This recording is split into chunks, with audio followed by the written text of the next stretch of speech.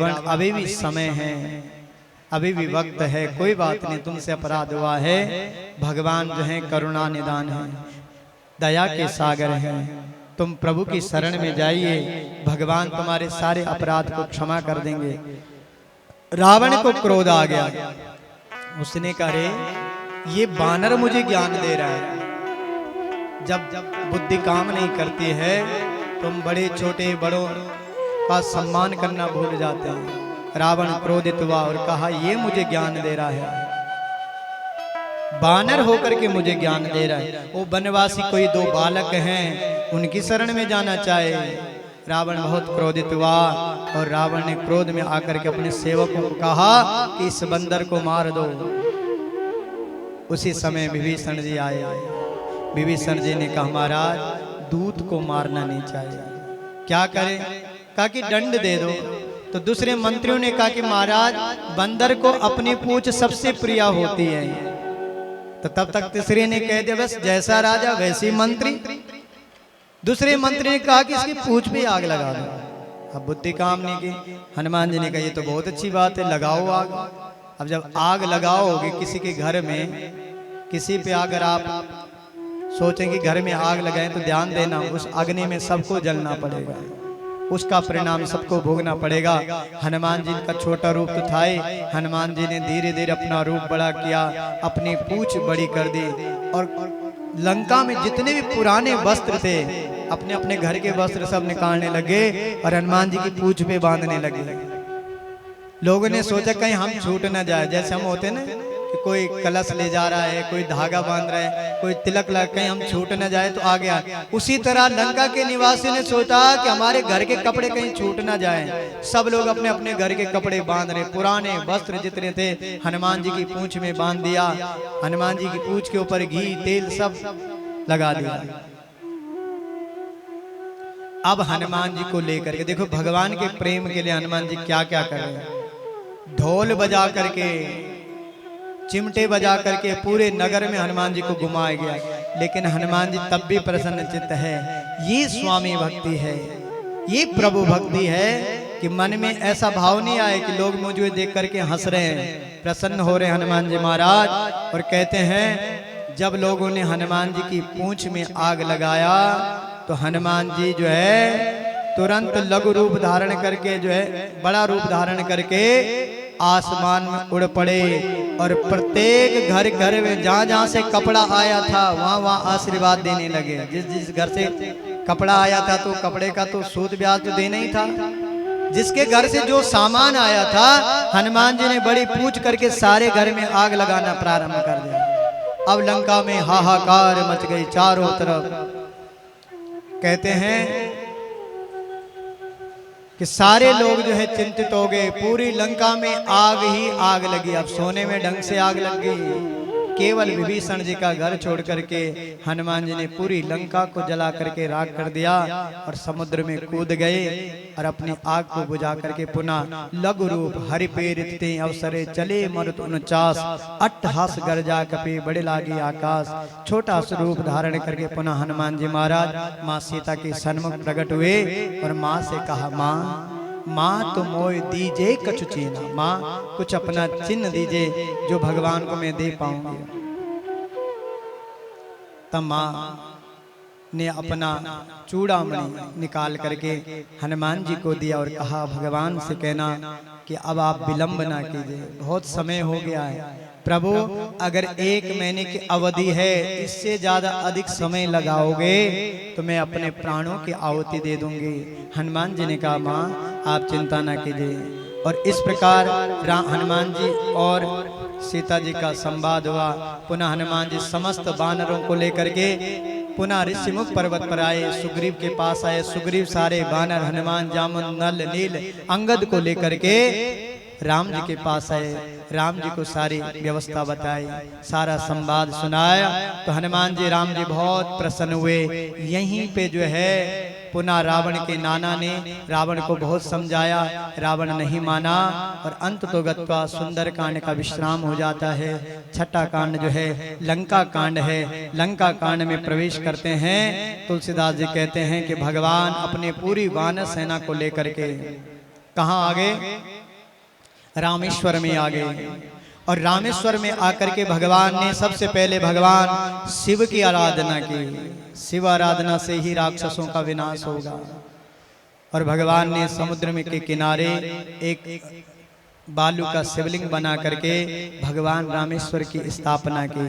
शिवद्रोही मम भगत कहावा, सो नर सपने मोहि न पावा, शंकर विमुख भगत चाह मोरी, सो नार की मोड़ मत तोरी। भगवान ने जो है शिव की आराधना की। शिव आराधना करने के बाद गोस्वामी तुलसीदास जी कहते हैं कि देखूं कहाँ प्रभु करुणा कंदा, प्रगट भये सब जलचर वृंदा।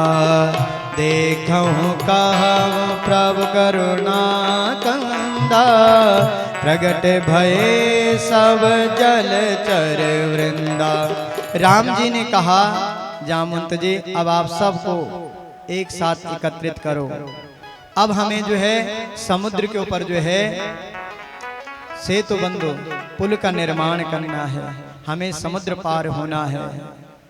तो इस प्रकार भगवान जब जामवंत जी को आदेश दिया तो जामवंत जी सभी को साथ लेकर के वानर को एकत्रित किया।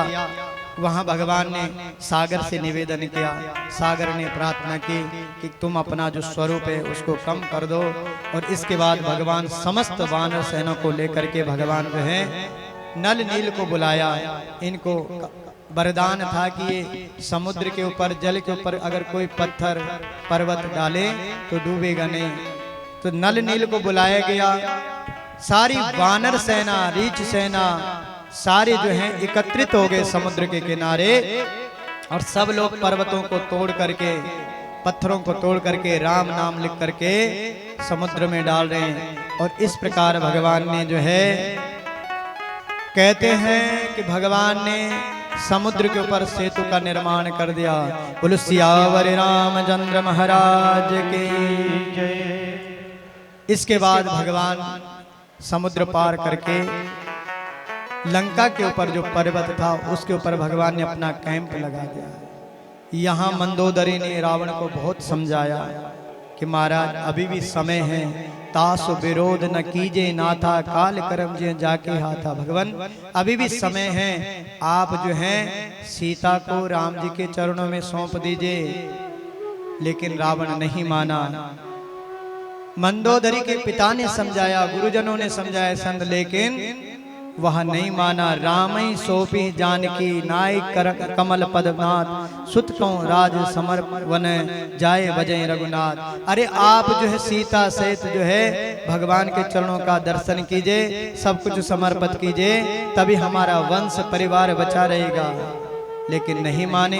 इधर भगवान सुवेल पर्वत था लंका के ऊपर, वहां अपनी सारी सेना को एकत्रित करते हैं। भगवान मंत्रणा करते हैं। यहाँ एक दिन रावण अपनी नृत्यशाला में, जहाँ नृत्य करते हैं वहां बैठा हुआ था। और उसी समय बैठे बैठे एक बाण का संधान किया तो नृत्यशाला में जो उसका मुकुट था वह मुकुट जो है बाण से उड़ गया। छत्र मुकुट तांडव तब हर से एक ही बाण, सबके देखत में ही परे मरु न को जान। भगवान ने रावण का मुकुट जो है उसके सिर से मुकुट उड़ गया। रावण घबरा गया। तब रावण को मालूम हो गया कि अब मुझे कुछ न कुछ करना चाहिए। रावण ने समस्त दैत्यों को बुलाना प्रारंभ किया। पाताल से, सुतल से, वितल से सारी रावण सेना जो है एकत्रित हो गई। भगवान ने कहा कि हमें अपने शत्रु को एक मौका और देना चाहिए। किसको भेजा जाए? जामवंत जी ने कहा कि एक बार हनुमान जी चले गए, अब अंगद जी को भेजते हैं। अगर बार बार हनुमान जी जाएंगे तो रावण ये सोचेगा कि इनके पास कोई और वीर नहीं है। तो आज भगवान की कृपा से अंगद ने भगवान के चरणों में प्रणाम किया और कहा, प्रभु अगर आपकी कृपा हो तो मैं रावण के पास जाऊंगा। अंगद को दूत के रूप में भेजा गया और अंगद प्रसन्न चित्त होकर के आज कहता है कि काजु हमारो तासो हित होई, रिपुसन करऊं बात कहीं सोई। ताज हमारो तास हित होई, रिपुसन कराऊं बत कहीं सोए। अंगद जी कह रहा भगवान आज मेरा सौभाग्य है कि राम काज के लिए अगर मेरे प्राण भी बलिदान हो गए तो मैं प्राण देने के लिए तत्पर हूँ। अंगद जी बहुत प्रेम में विवल हो गए और अंगद जी जो है उसी समय अपने माता पिता का स्मरण करके सीताराम की जयकारा लगाते हुए सीधे अंगद जी महाराज लंका में प्रवेश करते हैं। हजारों लाखों सेवक हैं, सैनिक हैं, लेकिन जहां राम वहां अंगद जी अपने हृदय में राम को बिठा करके लंका में प्रवेश करते हैं। गयो दशानन दरबार तब सुमेर राम पद कंज सिंह उठन इत दूत चितों धीर वीर बल पुंज। अंगद जी ऐसे प्रवेश कर रहे हैं जैसे भेड़ियों के बीच में एक सिंह, हाथियों के बीच में एक सिंह जो है निडर होकर के प्रवेश करता है। अंगद जी की भुजा को देख करके, अंगद जी के वक्षस्थल को देख करके सारे राक्षस सेनापति घबरा रहे हैं। अरे ये कहीं दूसरा वानर भी इतना बलवान न हो जैसे हनुमान था।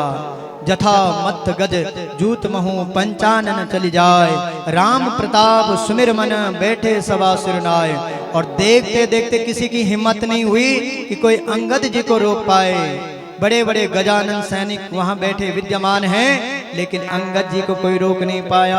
अंगद जी ने जैसे दरबार में प्रवेश किया, राम प्रताप सुमिर मन बैठे सवा सिरनाए, और वहीं हनुमान जी को अंगद जी ने जयकारा लगाया, बोलो सियावर रामचंद्र महाराज की जय। जैसे ही अंगद जी सामने प्रकट हुए, रावण अपनी सभा में बैठा हुआ। अरे जिस दशानन से काल भी डरता था, जिस दशानन ने शनि महाकाल सबको अपने घर में बंधन बना दिया था, आज उस दशानन के सामने एक छोटा सा बानर निडर होकर के उससे सामने कह रहा, दशानन मैं राम का दूत अंगद हूं। इस प्रकार दोनों में जो है वार्तालाप हुई। दशानन ने कहा, अच्छा ये दूसरा वानर आया है क्या? अंगद ने कहा, मैं राम का सेवक हूं, राम का भक्त हूं। ऐसे मेरे जैसे हजारों सेवक भगवान के पास हैं, मैं तो एक छोटा सा सेवक हूं। रावण ने जो है अंगद जी को, जबकि धर्म बनता है कि दूत को आसन दिया जाता है, लेकिन रावण की सभा में किसी की हिम्मत नहीं हुई, किसी के अंदर इतना ज्ञान प्रकट नहीं हुआ कि अंगद जी को आसन दिया जाए। अंगद ने कहा, कोई बात नहीं दशानन, हम बराबर से होकर के बात करेंगे। और कम से कम 20-25 फुट रावण का सिंहासन था, तो अंगद जी ने जय श्री राम बोल करके अपने पूंछ के द्वारा इतना विशाल सिंहासन बना दिया कि रावण के बराबर होकर के बात करने लगा। अब जो है अंगद जी ने अपना परिचय दिया, कहा, महाराज मैं राम का सेवक हूँ। अंगद के बारे में जान करके रावण को बड़ा विचलित हुआ। कहा, रे अंगद अभी भी समय है, तुम राम को भूल जाओ, सुग्रीव को भूल जाओ। अगर मेरी कृपा होगी तो मैं तुम्हें जो है राजा बना दूंगा। लालच देने लगा। कहा, तुम वनवासी के चक्रों में पड़े हो। अंगद जी ने कहा कि महाराज तुम राम को नहीं जानते हो, तुम बड़ी बड़ी डींग हाँकते हो, तुम्हें मालूम है कि मैं कौन हूं? अरे मैं उसी बाली का पुत्र हूं जिस बाली ने तुम्हें 6 महीने तक जो है अपने गले हाथ के नीचे दबा के रखा था। 6 महीने तक बाली ने जो है रावण को पीछे दबा के रखा है। उस बाली को मारने वाला कौन है? राम है। तुम उस राम के विरुद्ध जा रहे हो, तुम्हें मालूम नहीं है राम कौन है। अनेक संवाद हुए, जब तिहकीन राम के निंदा, क्रोधवंत भयों कपिंदा, हरि हर निंदा सुन जो काना, होए पाप गो गात समाना। रावण जब भगवान की निंदा करने लगा तो अंगद जी जो है क्रोधित होते गए, और क्रोध में आकर के अंगद जी ने कहा कि रावण तुम राम जी की निंदा कर रहे हो, लेकिन मैं तुम्हें एक बात कहना चाहता हूँ। अगर तुम्हारी सभा में कोई ऐसा बलवान हो जो मेरे पाँव को हिला दे या पाँव को उठा दे, तो मैं राम की शपथ कह करके कह रहा हूँ, राम जी तुम्हारे शरण में आ जाएंगे, मैं तुम्हारा सेवक बन जाऊंगा। देखो कितना पूर्ण विश्वास है। जिस दशानन से इंद्र डरता था, वरुण, कुबेर, अग्नि, सारे देवता घबराते थे, संपूर्ण ब्रह्मांड के राजा उस रावण से डरते थे, लेकिन राम के प्रति विशेष प्रेम, दृढ़ विश्वास था। राम के प्रति दृढ़ विश्वास है। और आज अंगद जी ने राम जी का नाम लेकर के जोर से फुंकारे मारते हुए अपना दाहिना पांव पृथ्वी में पटका और कहा, रावण, अगर तुम्हारी सभा में कोई वीर है तो आकर के मेरे पांव को हिला दे, मेरे पांव को उठा दे। रावण घबरा गया। सारे वीर एक एक करके आए, लेकिन कोई भी जो है रावण के, अंगद जी के पांव को उठा नहीं पाया। अंत तो गत्वा मेघनाथ आया। मेघनाथ ने भी अपनी सारी शक्ति लगा दी महाराज, लेकिन मेघनाथ भी बाल विवाह का नहीं कर पाया। अंत तो गत्वा रावण स्वयं अपने सिंहासन से चल करके आया, और जैसे ही रावण जो है सिंहासन से चल करके नीचे आया, उसका मुकुट गिर गया। तो महाराज उसी समय जब मुकुट गिरा, रावण चरणों में गिरने लगा, अंगद जी ने कहा, महाराज मेरे चरणों में पड़ करके तुम्हें कुछ नहीं मिलेगा। और रावण का मुकुट जो है अंगद जी ने पकड़ करके जोर से पर्वत की ओर फेंक दिया, और वह मुकुट जो है भगवान राम के चरणों में गिर पड़ा। जामवंत जी ने कहा, प्रभु आपके सेवक ने ये कार्य किया है। अंगद जी ने, भगवान राम बहुत प्रसन्न हुए। इस प्रकार अंगद जी ने रावण को बहुत समझाया, लेकिन काल को कोई टाल नहीं सकता है। बाद में जो है भगवान की कृपा से अब जो है युद्ध प्रारंभ हुआ। अंगद जी भगवान के पास गए, महाराज रावण नहीं मानने वाला। तो चारों दिशा से, दक्षिण, उत्तर, पूर्व, पश्चिम से चारों तरफ से भगवान ने अपनी सेना को लगा दिया, और यहाँ भयानक भयंकर युद्ध हुआ। भगवान ने प्रथम दिवस के युद्ध में ही रावण की आधी सेना को मार डाला। उसके बाद भगवान की कृपा से लक्ष्मण जी और मेघनाथ का युद्ध हुआ। मेघनाथ ने अमोघ बाण जो है लक्ष्मण जी को मारा, जिससे लक्ष्मण जी थोड़ा मूर्छित हो गए। उसके बाद सुसैन वैद्य को बुलाया गया। हनुमान जी जो हैं सुसैन वैद्य को लेके आए, और उसके बाद जो है प्रभु दुखी हो जाते हैं। जामवंत ने कहा, प्रभु आप दुखी ना हुए, आपका कार्य अवश्य पूर्ण होगा। हनुमान जी तुरंत जो है पुनः संजीवनी बूटी लेने गए, और प्रातः काल आने से पहले जब आ रहे थे तो बीच में जो है अयोध्या के मार्ग में जो है भरत जी का मिलन हुआ। भरत जी से मिले हनुमान जी महाराज, और पुनः तुरंत भरत जी ने एक ऐसा बाण चलाया, उसमें बैठ करके हनुमान जी 1 मिनट के अंदर ही पर्वत के पास आए। और वहाँ जो है सुसैन वैद्य ने संजीवनी बूटी से लक्ष्मण जी को पान कराया। लक्ष्मण जी की मूर्छा से जगे, भगवान ने लक्ष्मण को हृदय से लगाया। और इसके बाद जो है पुनः लक्ष्मण और मेघनाथ का युद्ध हुआ। मेघनाथ वीरगति को प्रस्थान हो गया, वीरगति को चला गया। उसके बाद जो है हनुमान जी अनेक राक्षसों का वध करते हैं। पुनः कुंभकर्ण, रावण जो है कुंभकर्ण को जगाता है। कुंभकर्ण जब युद्ध भूमि में जाता है, सब जानकारी उसको प्राप्त होती है। बड़ा दुखी हुआ, रावण को समझाने लगा, अरे महामूर्ख, तूने उस परमपिता परमेश्वर भगवान आदि शक्ति महामाया को तूने जो ये हरण करके उनकी पत्नी को लाया, ये तूने बहुत बड़ा अपराध किया। लेकिन स्वामी भक्ति थी, भ्रातृ प्रेम था, फिर भी कुंभकर्ण युद्ध करने गया। विभीषण जी से मिलन हुआ, और देखते देखते ही भगवान लक्ष्मण जी ने कुंभकर्ण के साथ जो है बहुत विशाल युद्ध हुआ। कहते हैं कि भगवान अकेले ही कुंभकर्ण युद्ध भूमि में जब आया तो विभीषण जी से भेंट हुई। विभीषण जी के ऊपर जो है कुंभकर्ण ने कृपा की, और इसके बाद भगवान ने कुंभकर्ण का युद्ध भूमि में उद्धार किया। इंद्रजीत का वध भी हो गया, मेघनाथ भी मारा गया। अब जो है रावण के जितने भी बड़े से बड़े योद्धा थे, सबको भगवान गोलोक धाम भेज रहे हैं। अंत तो गत्वा भगवान और रावण में बड़ा भयानक युद्ध हुआ। भगवान ने दशानन के 10 सिर काट डाले। उसकी नाभिक कमल में अमृत था। विभीषण ने कहा, प्रभु जब तक आप उसके अमृत कलश में उसकी नाभि में बाण नहीं मारोगे तब तक रावण की मृत्यु नहीं होगी। भगवान ने बाण का संधान किया और देखते देखते भगवान ने रावण की नाभिक कमल में एक बाण मारा तो रावण की मृत्यु हो गई। रावण भी राम राम बोल करके स्वधाम को चला गया। इसके बाद जो है कहते हैं कि इसके बाद भगवान जो है रावण के पास गए। रावण से लक्ष्मण जी ने शिक्षा प्राप्त की और विभीषण जी ने पूरे विधि विधान से रावण का दाह संस्कार किया और दैहिक कर्म किया। भगवान कुछ दिन लंका में रहे। विभीषण जी का राज तिलक किया और राज तिलक करने के बाद भगवान पुनः माँ सीता के पास गए। सीता जी अपने पुनः अग्नि स्वरूपा में प्रकट हो गए। लक्ष्मण जी की चिंता दूर होगी।